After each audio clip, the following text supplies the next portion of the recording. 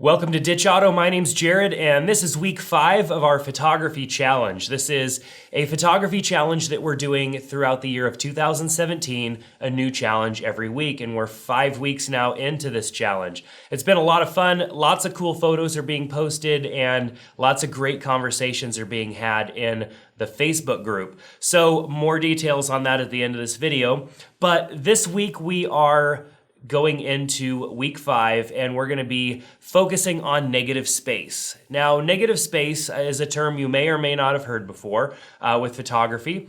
A lot of times when we're taking pictures, we grab our camera, we zoom in, we get as close as we can to whatever it is that we're trying to fill the frame with, and we do that. We fill the frame with our subject, our point of interest. Because we want to be able to see that person or that thing or whatever it is, and so we fill the frame with it. Negative space is kind of a different approach to photography, whereas your point of interest or your subject matter is not necessarily the thing that fills the frame.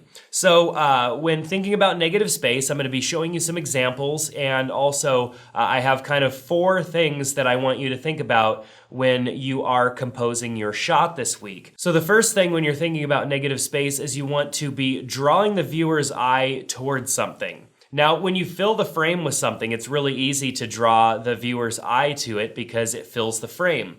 But I want you to produce a photo this week that somebody has to really kind of look at, something that draws them in, and we're going to use negative space for that. So with the negative space, the area of the photo that is not the point of interest, I want you to be thinking of how do I use that to draw the viewer's eye into whatever the subject, whatever the point of interest is going to be. And that leads into balance, using balance to balance out your negative space and your positive space being that point of interest, that subject. And I kind of want you to use maybe a third of that space, or maybe 33.333% of that space for your positive space, your point of interest, your subject, whatever it is, and use the rest of that as negative space. And negative space can be a lot of things. It could be the sky, it could be the ocean, it could be a pattern on a wall, it could be all sorts of things. And that's where your creative eye, when you're out and about with your camera, you're walking around, you take some time to maybe, go take some photos, or maybe it's this spot that you've seen driving on your way to work every single day, and it just, you just want to put something in front of it.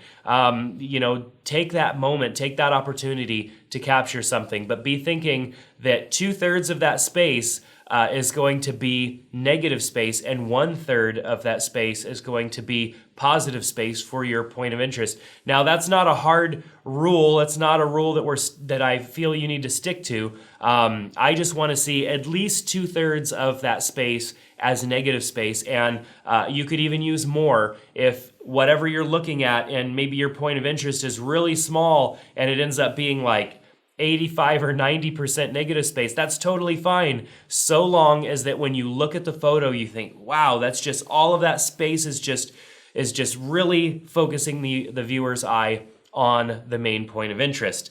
And keep it all in context. That's another thing that I really want you to think about.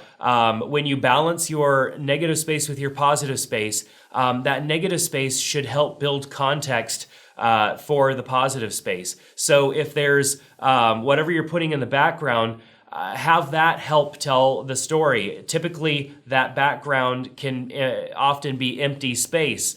So how does that lead to the emotion of your image? How does that lead to what it is that you're trying to tell by positioning things the way that you are?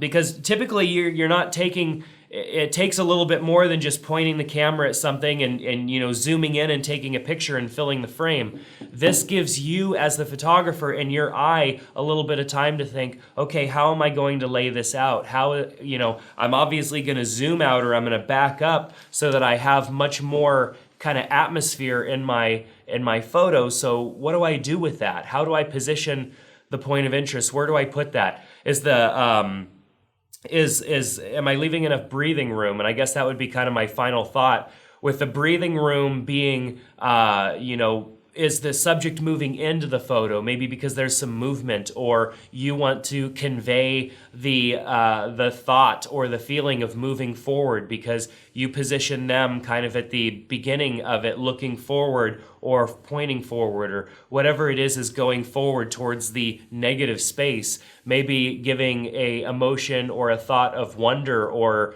adventure or something like that. On the flip side of that, you can position your subject towards the opposite end, looking like they're already have moved through the frame most of the way and are on their way out of the frame. A lot of times you can use that as emotion as well, maybe conveying the feeling of being at the end or something like that. I mean, don't feel that you have to capture a photo and it be perfect the first time. Take a lot of photos, especially if your point of interest is stationary or is a very understanding person who will give you a little bit of their time. Feel free to move that subject point of interest or move your camera around so that that point of interest is in different pieces of the frame, different areas of the frame, and see how that makes you feel. Maybe if you are using a person, show them the photo and just say, hey, how does that make you feel? Do you feel strong in this image? Do you feel weak? Do you feel happy? Do you feel adventurous? Like, what are the different emotions? Or even if it's not a person, show a person the photo that you took and say, you know, when you look at this photo, what do you feel? Do you feel a sense of any sort of emotion or feeling, or how does it make you feel? Does it make you feel lonely? Does it make you feel happy?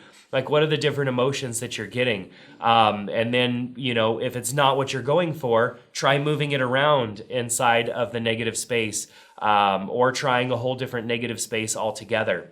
So what's cool about this is that it's more about your eye and your emotion and what you feel. And because of that, I really want you to, when you post the photo in the Facebook group, I really want you to kind of talk about your photo a little bit and share with us what you were thinking, maybe, you know, the emotion, the thought, process behind your photo, and then also your settings. Now, with the uploading to our Facebook group, I've created an album in the Facebook group for week 5, and I've been doing this for the last couple of weeks. And the album is in the Photos tab. So if you go to the Photos tab, you'll see all of the albums in there, and you can upload your photo right to that specific album. And what's great about that is that we see all of our photos in a nice grid, and we can go through them and look at them and post comments and share thoughts on each other's photos and give each other pats on the back and stuff like that, and just help each other out along the way. It's been really cool to do that in the context of the Facebook group. So below this video, if you're watching it on YouTube or on the Ditch Auto website, are links to all of these places, links to the Ditch Auto Facebook group, links to the week 5 photo album. So you could just click on it, opens up the photo album, and you're ready to go. And I just look forward to seeing the stuff that you guys have this week. I know that last week was challenging with the subject of movement.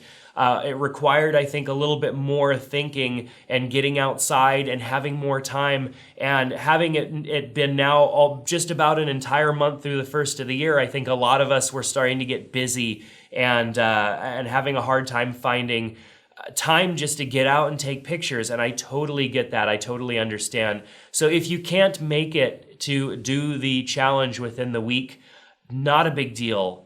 Move on to the next challenge, or if you get a little bit behind, totally fine with that.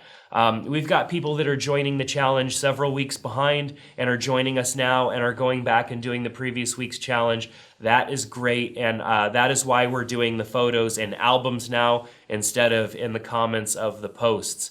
So if you are joining us, welcome, and we look forward to having you as part of our Ditch Auto group and this challenge. So thanks so much for jumping in with us. And thank you to everybody else who has been taking part in the challenge. If you have any questions about it, please ask in the comments below, and I look forward to seeing what you guys come up with this week in the Facebook group. Keep in mind too that if you are new, we also have the Ditch Auto course that helps you get out of automatic mode in your camera. It's a free course, and the link is in the description below. Helps you get to know your camera better so you can get out and get some great shots with your photography equipment. Thanks so much, and we'll see you next time here on Ditch Auto and in the Ditch Auto Facebook group. Take care.